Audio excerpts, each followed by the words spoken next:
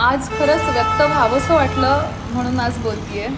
बऱ्याचदा सगळ्या मुलींना मला सांगायचं आहे आज या व्हिडिओच्या थ्रू. बऱ्याचदा आपण कुठल्या तरी कारणानिमित्त छान रेडी होतो नाही का. म्हणजे जर रील बनवायचं असेल तर, प्रोग्रामला, कुठे कार्यक्रमाला जायचं असेल तर, शूटसाठी आम्हाला रेडी व्हावं लागतं.